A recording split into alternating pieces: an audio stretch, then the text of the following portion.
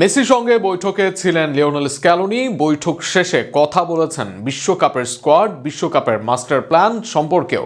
কোনো ধরনের রিস্ক নিতে চান না আর্জেন্টাইন বস। সাজানো হয়েছে তেমনই পরিকল্পনা। এদিকে লিওনেল মেসি একটা বিশ্বকাপ জিতেই তৃপ্ত হয়ে বসে নেই বলে জানিয়েছেন আর্জেন্টাইন বস।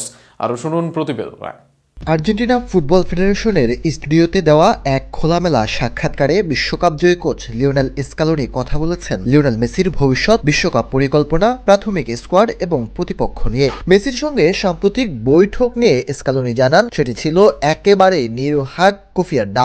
আলোচনার কেন্দ্রবিন্দুতে ছিল ফুটবলীয় দর্শন ও মানসিকতা। স্ক্যালোনির চোখে মেসি এমন একজন খেলোয়াড় যে কখনো তৃপ্ত হয়ে থেমে থাকে না, বরং প্রতিটি মুহূর্তে লড়াই করার তাগিদই তাকে আলাদা করে তোলে। অধিনায়ক হিসাবে তার এই মানসিকতা পুরো দলকে অনুপ্রাণিত করে। স্ক্যালোনির বিশ্বাস, মেসি একদিন মাঠ ছাড়লেও এমন এক উত্তরাধিকার রেখে যাবেন যা ভবিষ্যৎ প্রজন্মের জন্য পথ প্রদর্শনা হবে। তবে বিশ্বকাপে মেসির খেলা নিয়ে এখনই কোনো সিদ্ধান্ত টানতে চান না তিনি। কোচের মতে আগেভাগে কিছু বলে মেসির উপরে অপ্রয়োজনীয় চাপ সৃষ্টি করা ঠিক হবে না। আগামী বিশ্বকাপকে সামনে রেখে ইতিমধ্যে 50 জন ফুটবলারের একটি প্রাথমিক তালিকা তৈরি করেছেন স্ক্যালোনি।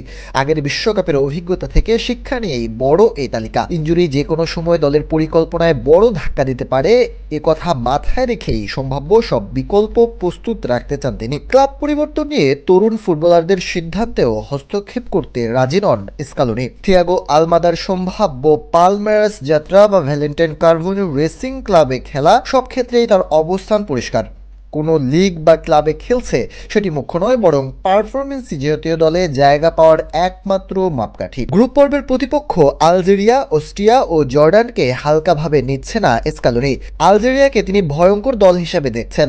অস্ট্রিয়ার আক্রমণাত্মক প্রেসিং এবং জর্ডানের সাম্প্রতিক সাফল্য তাকে সতর্ক করেছে। সব মিলিয়ে বর্তমান দল কাঠামোতে সন্তুষ্ট স্ক্যালোনির বিশ্বাস, আসল পরীক্ষা শুরু হবে মার্চের ফিনালিজমা থেকে। তখন ফিটনেস, ফর্ম আর সামান্য ভাগ্যই ঠিক করে দিবে আর্জেন্টিনার চূড়ান্ত স্কোয়াড।